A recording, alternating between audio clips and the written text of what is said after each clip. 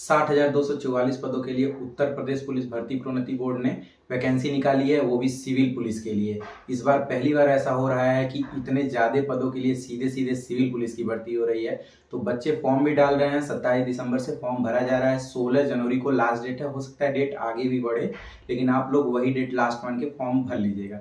जब से आप लोग फॉर्म भर रहे हैं तो दिमाग में ये आता होगा ना कि यार कहाँ पे पोस्टिंग होगी, कितनी सैलरी मिलेगी, काम क्या करना पड़ेगा, कौन कौन से जिले में पोस्टिंग हो सकती है, ट्रेनिंग कैसे होता है, ट्रेनिंग के दौरान सैलरी कितनी मिलती है, रहने के लिए आवास मिलता है या नहीं मिलता है, दवा के लिए पैसे मिलते हैं या नहीं मिलते हैं। तो इन सब चीज़ों का जवाब आपको सिर्फ और सिर्फ इस वीडियो में मिल जाएगा। अगर इसके बाद आपसे कोई पूछेगा कि ड्यूटी कैसी होती है, कहाँ कहाँ लगती है, तो आप मुंहज़बानी बता दोगे। यूपी पुलिस की जॉब प्रोफाइल कैसी होती है उसके लिए बहुत ही ज़मीनी स्तर से ये वीडियो आप लोगों के लिए तैयार किया गया है। इस वीडियो को देखिए अच्छे से। किसी भी नौकरी के जॉब प्रोफाइल का मतलब ही यही होता है कि उस नौकरी को जब आप ज्वाइन करोगे तो आपको सैलरी कितनी मिलेगी, छुट्टी कितनी मिलेगी, मेडिकल में कितना आप छुट्टी ले सकते हो, या फिर ड्यूटी आपको कितने घंटे करनी पड़ेगी, कौन कौन से जगह पे ड्यूटी लग सकती है आपकी, किस ज़िले में आपकी पोस्टिंग हो सकती है। इन्हीं सबको मिला के इसको जॉब प्रोफाइल नाम दिया गया है। तो यूपी पुलिस के सिविल का जॉब प्रोफाइल हम देखने वाले हैं, जिसमें हम बात करेंगे वेतन, ड्यूटी पॉइंट, ड्यूटी आवर, छुट्टी, ट्रेनिंग, आवास, मेडिकल की सुविधा, पोस्टिंग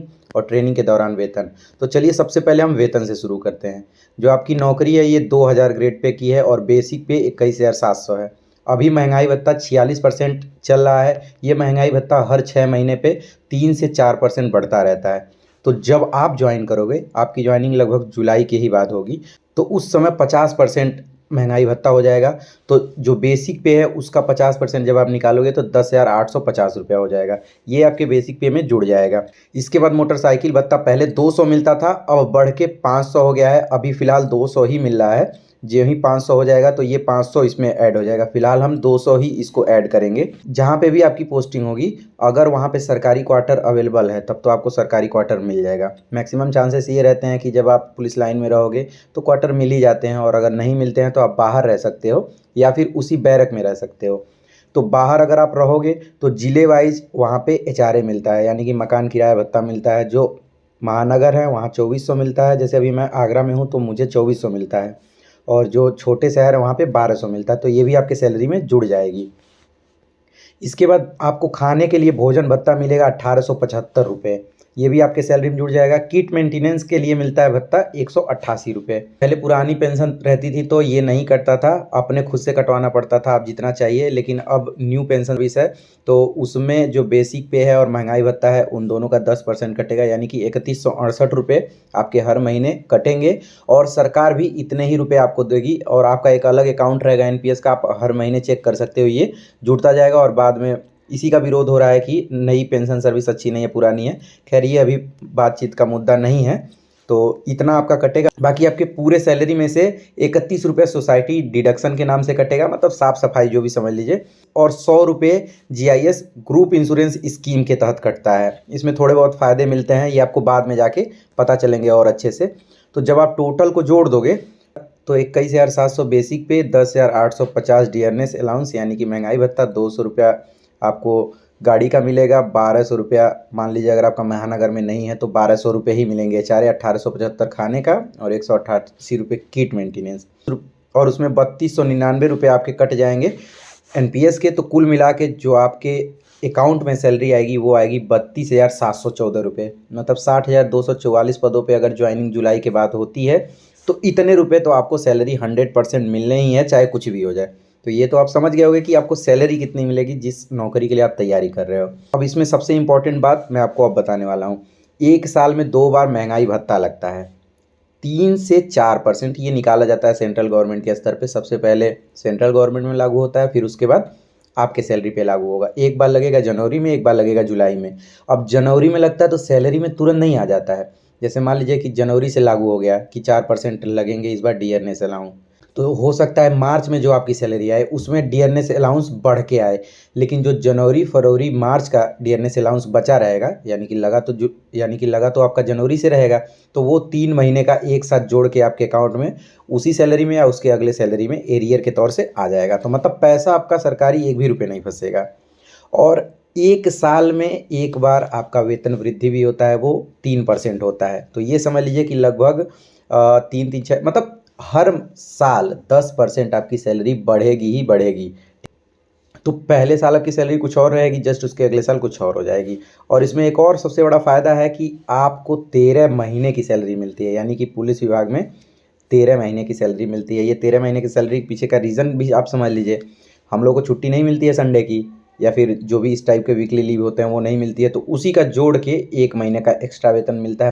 पहले 14 महीने की मिलती थी, लेकिन अब इसको 13 महीने का कर दिया गया है। तो कुल मिला के आप समझ गए होंगे कि आप अगर इस नौकरी को ज्वाइन करते हो तो कितना आपको सैलरी मिलेगी। अब बात करते हैं कि आप जब इस नौकरी में ज्वाइन कर लोगे तो आपकी ड्यूटी कहाँ कहाँ लगाई जा सकती है। तो देखिए, अलग अलग ज़िलों में अलग अलग तरीके की ड्यूटी होती है। थाने पे ड्यूटी अलग होगी, बाहर जाते हैं तो ड्यूटी अलग होती है। अगर हम बेसिक तौर पे बात करें तो थाने पे अगर आपकी पोस्टिंग है तो कहाँ कहाँ आपको ड्यूटी के लिए भेजा जा सकता है। तो देखो, अगर थाने पे आपकी पोस्टिंग है तो आपकी पहरे पे लग जाएगी ड्यूटी। 3-3 घंटे का शिफ्ट रहेगा, मतलब 2 बार लगेगा। जैसे जेल वार्डर में होता है ना 4-4 घंटे का, अगर वहाँ नहीं लगती है तो अधिकारी के साथ हमराह में लग जाएगी, यानी कि आपको उनके सुरक्षा में लगा दिया जाएगा। पिकेट ड्यूटी होती है, जो पिकेट ड्यूटी होती है ये 12 घंटे की होती है। इसमें बहुत सारे, जैसे चौराहे पे लगा देंगे, बैंक पे लगा देंगे। जो बैंक की टाइमिंग होती है उसमें आपको, जब बैंक खुलता है और बैंक बंद होता है, यानी कि 9 से 5 आपको वहाँ पे ड्यूटी देनी रहेगी। और ये अगर बहुत आप गांव साइड में है तो, शहर में अगर लगता है कि भीड़ भाड़ ज़्यादा होता है तभी वहाँ पे लगाई जाती है, नहीं तो जगह बदल दी जाती है। जो आपके थाने का कार्यालय रहेगा वहाँ पे आपकी ड्यूटी लगाई जा सकती है। अब ड्यूटी एक ही 2 लोगों की लगेगी, वो तो टाइम बताएगा कि किसी कहाँ लगती है। सीसीटीवी रूम, यानी कि निगरानी के लिए जो रूम बना होता है उसमें जिनको कंप्यूटर के बारे में जानकारी रहती है उनकी ड्यूटी लग जाती है। थाना परिसर में कई जगह ड्यूटी लगा दी जाती है। तिराहा, चौराहा, मंदिर ड्यूटी, मेला ड्यूटी, इस टाइप की ड्यूटियां आपको लगाई जा सकती हैं। जैसे आप देखे होंगे शाम को जहां भीड़ भाड़ लगती है 2 कांस्टेबल भेज दिए जाते हैं, या फिर जहां चौराहे पे भीड़ भाड़ या फिर कोई सेंसिटिव जगह है तो वहाँ पे लगा दिए जाते हैं। मंदिर अगर आपके क्षेत्र में कोई बड़ा है, जैसे मान लीजिए अगर बाराबंकी में आपकी ड्यूटी है तो वहाँ बहुत सारे महादेव जी के मंदिर हैं, तो मेले में या फिर कभी सावन का महीना है तो वहाँ पे ड्यूटी लगा दी जाती है। और कोई विशेष मेला लगा तो वहाँ पे भेजी जाती है ड्यूटी, ठीक है। सेकंड मोबाइल में ड्यूटी लगाई जाती है। सेकंड मोबाइल का मतलब क्या होता है, जब अधिकारी गश्त करने के लिए निकलता है गाड़ी से तो उसमें आपको साथ में रहना होता है उसके साथ, वहाँ पे लग जाती है। वाहन चेकिंग में लग जाती है, स्पेशली चौराहे पे वाहन चेकिंग होती है। इस समय आपको पता है जब से योगी जी की सरकार आई तो एक स्क्वाड गठन किया गया है, एंटी रोमियो, यानी कि ये जो लड़के छेड़खानी करते हैं लड़कियों के साथ, तो उनको पकड़ने के लिए चौराहे पे सुरक्षा की दृष्टि से एंटी रोमियो में भी आपकी ड्यूटी लगाई जा सकती है। 2 तरीके की डाक ड्यूटी होती है, एक होता है कि रोज़ जो जाता है कचहरी पे या फिर डीएम स्तर पे, और एक होता है कहीं बाहर। तो इस टाइप की ड्यूटी आपकी लगाई जाती है। अगर आप महिला हैं तो हर थाने पे महिला डेस्क भी बनाया गया, वहाँ पे भी 2 कांस्टेबल की ड्यूटी लगा दी जाती है। संदिग्ध वाहन चेकिंग में भी लगा दी जाती है। आपको पता है जब कहीं लगता है कि इधर कुछ ज़्यादा कांड उंड हो रहा है तो तुरंत अचानक से वाहन चेकिंग के लिए ड्यूटी लगा दी जाती है। स्पेशल ड्यूटी भी लगाई जाती है, वीआईपी ड्यूटी भी लगाई जाती है। जैसे आपके क्षेत्र में कोई आ रहा है, जैसे मान लीजिए कोई रैली है तो वहाँ पे लगा दी जा सकती है, या फिर अगर आप किसी के गनर के रूप में कार्य करना चाहते हैं, किसी विधायक सांसद, तो उसमें भी आपकी ड्यूटी लगाई जाती है। बाकी यहीं से एसटीएफ में भी जाने का ऑप्शन मिलता है, वो जब आप वहाँ जाओगे तो आपको और अच्छे से पता चल जाएगा। सबसे शानदार जो ड्यूटी होती है वो होती है CCTNS ड्यूटी। इसका फुल फॉर्म होता है crime criminal tracking and networking system. इसमें सबसे कम आपको ड्यूटी देनी पड़ेगी। ये एक प्रकार की कंप्यूटर ड्यूटी होती है जिसमें कौन कहाँ जा रहा है, मतलब मान लीजिए आप ड्यूटी जाते हो ना, जैसे जीडी में लिखा जाता है, तो ये वही काम करते हैं, आपकी रवानगी और वापसी करते हैं। और जब दरोगा किसी मुकदमे का विवेचना करता है तो उसको CCTNS में जाके बोल बोल के लिखवाता है, जिसको अगर देखा जाए पुलिसिया भाषा में पर्चा काटना कहते हैं, ठीक है। तो ये जो ड्यूटी होती है वो बहुत ही शानदार होती है। इसको अगर देखा जाए तो सबसे अच्छी ड्यूटी माना जाता है। आपको कभी भी बाहर ड्यूटी नहीं जाना पड़ेगा और बस आपको वही एक काम करना है। मतलब अगर आपकी CCTNS में ड्यूटी लगी है तो आपको कोई भी काम नहीं करना रहेगा। इसमें 8 घंटे से भी कम की ड्यूटी होती है, ठीक है। तो आप अच्छे से समझ गए होंगे कि ड्यूटियाँ किस प्रकार से लगाई जाती हैं। अब अगर देखा जाए कि ड्यूटी आवर कितना होता है, यानी कि पुलिस में कितने घंटे ड्यूटी करनी पड़ती है, तो यूपी पुलिस का जो ड्यूटी का कोई टाइम है वो फिक्स नहीं है, पर लिखा पढ़ी में 8 घंटे की होती है। अगर एक जगह आपकी ड्यूटी लग गई, जैसे कुछ स्पेशल छोड़ दीजिए, जैसे चौराहे पे वाहन चेकिंग, बैंक पे या फिर पिकेट ड्यूटी, तो अगर सामान्य रूप से कहीं आपकी ड्यूटी लगती है तो 8 घंटे की ड्यूटी होगी। लेकिन जो पिकेट ड्यूटी है वो 12 घंटे की है, जैसा कि मैंने आपको पहले भी बताया। इस टाइम के बीच, यानी कि जो पिकेट ड्यूटी है उसमें आप लोग बदली करके खाने पीने के लिए आ जा सकते हैं, ठीक है। जो बैंक की ड्यूटी होती है वो 9 से 5 होती है। तो एवरेज ये समझ लीजिए कि 3 स्लॉट हैं, 5 घंटे, 8 घंटे और 12 घंटे। जिस जगह ड्यूटी रहेगी उसी हिसाब से आपको वहाँ पे उतने घंटे ड्यूटी देनी पड़ेगी। अब सबसे इम्पॉर्टेंट, जब आप नौकरी करोगे तो छुट्टी तो चाहिए ही चाहिए। तो बात करते हैं छुट्टी की। तो आपको 30 CL मिल जाते हैं। CL को बोलते हैं casual leave. 2.5 EL per month मिलते हैं, यानी कि 1 महीना पूरा होगा तो ये अर्न लीव बोलते हैं। तो ये 2.5 आपका जुड़ता जाएगा। जो ये 30 है ये 1 साल में आपको लेना रहेगा। आपके ऊपर है कि इसको किस प्रकार से आप महीने वाइज बांट लेते हैं या फिर 4 महीने में एक बार जाते हैं। ये अगर आप 1 साल नहीं लोगे तो ये ख़त्म हो जाएंगी, लेकिन ये जो है ये जुड़ी रहती हैं। यानी कि आप इसको नहीं भी लोगे ना तो ये ऐड होती जाएंगी। ये कुछ अलग प्रकार की छुट्टी होती है, जैसे आपको घर बनवाना है, शादी ब्याह करना है, कुछ और ऐसा काम जिसमें थोड़ा टाइम लगेगा, तो इसमें आपको बल्क में छुट्टी मिल जाती है। और एक मेडिकल लीव भी होता है। मेडिकल लीव का मतलब, जैसे मान लीजिए आप CL या EL लगा के घर गए, आपकी तबीयत ख़राब हो गई, तो आप डाक के द्वारा भेज दीजिए। जैसे आपकी तबीयत ख़राब होती है, आप डॉक्टर को दिखाइए, उनसे पर्चा बनवाइए, उनसे रेस्ट प्रॉपर बनवाइए, उसका फ़ोटोकॉपी करके डाक के माध्यम से अपने थाने पे भेज दीजिए और बता दीजिए कि मेरी तबीयत ख़राब है, मुझे इतने दिन का रेस्ट मिला है। तो लगभग पूरे ड्यूटी के दौरान 2 साल के आसपास का आपको मेडिकल लीव मिलेगा, जिसमें 1 साल आपको सैलरी मिलेगी और 1 साल बिना सैलरी के होता है। और कुछ लीव पढ़ाई के लिए भी होते हैं, 1 साल का आपको मिलता है, लेकिन उसमें थोड़ा सा बड़ा तामझाम है, बड़ा मुश्किल से ही मिल पाता है। तो मोटी मोटा यही समझिए कि आपके पास इतने ही लीव हैं। इसमें जो ट्रेनिंग होती है वो 6 महीने की ट्रेनिंग होती है। आपका जब फाइनल रिजल्ट आ जाएगा तो उसमें ये लिखा रहेगा कि आपका होम डिस्ट्रिक्ट कौन सा है और आपको कहाँ पे ट्रेनिंग के लिए भेजा जा रहा है। जब आप वहाँ पे जाओगे तो 6 महीने ट्रेनिंग होगी, उसके बाद आपकी पोस्टिंग कर दी जाती है। लगभग यही माना जाता है कि जहाँ पे आपके लिए, जिस ज़िले में आपको ट्रेनिंग के लिए अलॉट किया जाता है, पहली पोस्टिंग भी वहीं हो जाती है। बहुत ही कम चांस होता है कि उससे अलग ज़िले में आपको भेजा जाए। तो ट्रेनिंग भी आप समझ गए होंगे कि कैसा होता है और कहाँ होता है। ट्रेनिंग में आपको बताना चाहूँगा कि बहुत ही तगड़ी ट्रेनिंग होती है, मतलब PSC से थोड़ा सा कम, बाकी बहुत ही तगड़ी ट्रेनिंग होती है। और इसीलिए ऐसा आपको ट्रेनिंग दिया भी जाता है कि बाद में दिक्कत ना हो, क्योंकि यूपी पुलिस की जो ड्यूटी है वो काफ़ी टफ मानी जाती है। अगर पहले ही आपको हार्ड ट्रेनिंग नहीं दी जाएगी तो बाद में दिक्कत होता है। अब अगर हम आवास के बारे में बात करें, तो अगर आपकी ड्यूटी थाने पे है और वहाँ आवास खाली है तो आपको सरकारी क्वार्टर मिलेगा, नहीं तो बैरक में आप रह सकते हैं। सब लोग रहते हैं वहाँ पे। बैरक में आप अपना तखत डाल दीजिए, वहाँ का पैसा नहीं लगेगा, बैरक चार्ज भी आपको मिलता रहेगा। या फिर अगर इसमें नहीं रहना चाहते हैं तो आप प्राइवेट में आवास लेकर रह सकते हैं। उसके लिए मैंने आपको बता ही दिया है कि 1200 और 2400 2 स्लॉट में आपको HRA मिल जाएगा। ठीक, अगर वहाँ रहते हैं तो आप उसके जो मकान मालिक हैं आपके आवास के, उनका आधार कार्ड और एक एप्लीकेशन के साथ आप जमा करोगे तो आपको मिल जाएगा। अब एक सबसे इम्पॉर्टेंट आ जाता है कि मेडिकल की सुविधा यूपी पुलिस में कैसे है। जैसे पुलिस में नौकरी लग गई, आपके घर किसी की तबीयत ख़राब हो गई या फिर पहले से दवा चल रही, भगवान ना करे ऐसा हो, लेकिन अगर लगती है तो यूपी पुलिस विभाग में एक चीज़ का बहुत ही ज़्यादा ध्यान दिया जाता है, वो है आपके परिवार और आपकी स्वास्थ्य के लिए जो भी बजट है वो आवंटित करते रहते हैं। तो इसमें आपको दीनदयाल उपाध्याय कैशलेस कार्ड बनाए जाते हैं। पर ईयर 5 लाख रुपए तक का आप इलाज इसमें करवा सकते हैं। जैसे आप इसको अप्लाई ऑनलाइन कर दोगे तो वहाँ से चेक हो जाता है DDO के द्वारा कि आप यहाँ कर्मचारी हैं, कर्मचारी रहते हैं। तो उसके बाद आपके नाम और आपके आश्रित जितने हैं, जैसे आपके मम्मी पापा भाई बहन जितने लोग हैं, सबके नाम एक एक कार्ड बन जाएगा। जैसे पहले आयुष्मान कार्ड होता था ना, वैसे ही ये भी है। उसी पे आयुष्मान कार्ड का भी नंबर रहेगा। आयुष्मान में थोड़ी सी दिक्कत होती थी, लेकिन कैशलेस वाले में आपको ज़्यादा फ़ायदा मिलता है। लेकिन इसमें एक समस्या आती है कि इस कार्ड का फ़ायदा तभी मिलेगा जब जिनकी आप दवा कराने जा रहे हैं वो भर्ती हैं। यानी जैसे मान लीजिए किसी को ज़्यादा दिक्कत है, उनको भर्ती कराए, ऑपरेशन कराना पड़ेगा। तो जब आप भर्ती होगे तो डॉक्टर से कहोगे कि सर मुझे कैशलेस के द्वारा इलाज कराना है, तो कैशलेस का हर हॉस्पिटल को गवर्नमेंट बजट देती है। तो अगर बजट रहता है तो उसी के थ्रू जितना भी पैसा लगेगा वो उसमें से कटवा लेंगे। लेकिन इससे ये डरने की ज़रूरत नहीं है कि मान लो हमारे पापा का पहले से दवा चलता है या फिर किसी का पहले से दवा चलता है तो उसका क्या इलाज है। तो जब ये कैशलेस कार्ड नहीं आया था, उसके पहले चलता था मेडिकल रीइंबर्समेंट।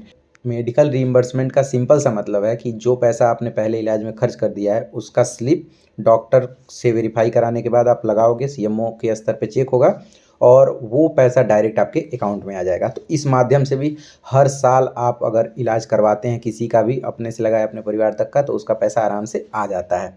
उसकी लिमिटेशन है लगभग 5 लाख के आसपास है कि हर साल 5 लाख रुपए तक का आपका मेडिकल रिम्बर्समेंट मिल सकता है। तो ये चीज़ बहुत ही फ़ायदेमंद है। जनरली किसी न किसी को दिक्कत हो ही जाती है, तो अगर आप इस विभाग में जाते हैं तो इस चीज़ का टेंशन आपका ख़त्म हो जाएगा कि दवा का पैसा पॉकेट से जा रहा है। अब सबसे इम्पॉर्टेंट आ जाता है कि पोस्टिंग कहाँ पे होगी जब आप ज्वाइन करोगे। तो पुलिस विभाग में बॉर्डर स्कीम लागू है, जिसके कारण आपकी पोस्टिंग आपके होम डिस्ट्रिक्ट को लेकर तीसरे ज़िले में हो सकती है। मतलब जैसे आप जिस ज़िले में हो उसके बगल वाले ज़िले में नहीं होगी, उसके बगल वाले ज़िले में हो सकती है। और ये नियम चारों तरफ वाले ज़िले पे लागू होता है। या फिर अगर ये सोच, अब आपके दिमाग में ये आ रहा होगा कि मान लो हमारे जस्ट बगल में एक ज़िला है, उसके बाद दूसरा राज्य स्टार्ट हो जाता है, तो आप ये समझ लो कि उस ज़िले में आपकी पोस्टिंग नहीं हो सकती है। ये मिनिमम की बता रहा हूँ। ज़्यादा में तो 4, 5, 10 जितने भी ज़िले हों, मतलब आप जिस ज़िले में हो इस छोर से यूपी के उस छोर पे भी आपकी पोस्टिंग हो सकती है। जब आप रिटायर होगे उसके 2 साल पहले आप अपने बगल वाले ज़िले में भी अपनी पोस्टिंग करा सकते हैं। तो ये लास्ट की बात है, लेकिन फ़िलहाल ये समझ लीजिए कि आपकी पोस्टिंग तीसरे ज़िले में होगी, आपके ज़िले को जोड़ के। बाकी आप समय के साथ जहाँ पे भी चाहें अपने ज़रूरत के अनुसार आप ट्रांसफ़र करा सकते हैं। अब बात आती है कि ट्रेनिंग के दौरान इसमें वेतन कितना मिलता है। तो देखो, ट्रेनिंग के दौरान भी आपको 32,714 रुपये ही मिलेंगे। और ये मैं इस वजह से कह रहा हूँ कि पहले ऐसा सिस्टम था कि ट्रेनिंग के दौरान सैलरी कम मिलती थी, बाद में ज़्यादा मिलने लगती थी। लेकिन जब अब पुरानी पेंशन सर्विस ख़त्म हुई है तो ये सीधे सीधे जो आपको ट्रेनिंग के दौरान देंगे वही आपको ज्वाइनिंग के भी दौरान देंगे। बाकी टाइम टाइम से डीए और आपका वेतन वृद्धि लगता रहेगा। पोस्टिंग होने पर यही वेतन मिलता रहेगा। आप अच्छे से समझ गए होंगे। इतना डिटेल में मुझे नहीं लगता है कि अभी तक आप लोग यूपी पुलिस से संबंधित वीडियो देखे होंगे। अगर आपको मिली भी होगी वीडियो इस टाइप की, तो कोई ये बताया होगा कि वेतन कितना मिल सकता है, कोई ये बताया होगा कि आपकी पोस्टिंग कहाँ पे हो सकती है। लेकिन मैंने सोचा कि आपको ज़मीनी स्तर पे भी जानकारी होनी चाहिए कि आप जिस नौकरी में जा रहे हो उसमें क्या क्या करना पड़ेगा और कैसे कैसे करना पड़ेगा। ये ड्यूटियाँ जो थाने पे लगाई जाती हैं, एक रेट मैंने बताया है, ऐसा नहीं है कि इसमें कुछ चेंजेज है। थोड़ी बहुत चेंजेज आपको देखने को मिलेंगी जब आप विभाग में आओगे। बहुत सारी ऐसी चीज़ें हैं जो ऑन रिकॉर्ड नहीं बताई जा सकती हैं, लेकिन ये समझ लीजिए कि लगभग ड्यूटियाँ यही रहती हैं।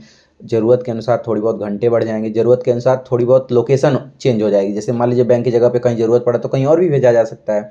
शाम को गश्त होता है, आप देखते होंगे कि थाने के जो इंचार्ज हैं वो 4-5 लोग, उसमें भी ड्यूटी लगती है। तो इस टाइप की ड्यूटियाँ बढ़ती रहती हैं, लेकिन अप्रॉक्स यही ड्यूटी है। तो मैं सोचा कि क्यों ना जिसके लिए आप लोग दिनों रात आँख फाड़ फाड़ के पढ़ाई कर रहे हो, उस जॉब के बारे में आपको थोड़ा बहुत तो बता ही दिया जाए, ताकि आप वहाँ जाओ तो उसके लिए आप पहले से प्रिपेयर हो। तो आप आई थिंक समझ गए होगे अच्छे से। अब तो आप देख लिए होगे वीडियो, मैंने गलत तो नहीं कहा। अब आपसे कोई भी पूछेगा कि सिविल पुलिस की ड्यूटी किस तरीके की होती है या फिर उससे रिलेटेड कोई भी क्वेश्चन होगा, तो आप आंख बंद करके भी बोल सकते हो। उम्मीद है कि आप लोग को वीडियो पसंद आया होगा, क्योंकि आप लोग ये चीज़ें अलग अलग वीडियो के माध्यम से ही देख पाए होंगे और इतने डिटेल में तो नहीं ही देख पाए होंगे। तो अगर वीडियो आपको पसंद आएगा तो वीडियो को लाइक करिएगा, ढेर सारा प्यार दीजिएगा। कमेंट सेक्शन में जाके बहुत अच्छे अच्छे कमेंट लिखिएगा। अगर आपको लगता है कि कुछ सजेशन भी देना है तो आप कमेंट सेक्शन में दे सकते हैं। जितने दोस्त नए जुड़ रहे हैं चैनल पे, चैनल को सब्सक्राइब करिए। अगर आप यूपी पुलिस का फॉर्म भर रहे हैं तो इस चैनल के माध्यम से आपको ट्रेनिंग सेंटर तक मैं छोड़ के आऊँगा। मतलब कौन कौन सा सामान ट्रेनिंग में लेके जाना है वो तक भी आपको बता दूंगा। तो उसके लिए आपको चैनल को सब्सक्राइब करके बेल आइकन दबाना पड़ेगा। मिलते हैं अगले वीडियो में, तब तक के लिए बाय बाय। अपना ध्यान रखिएगा और अच्छे से पढ़ाई करिएगा।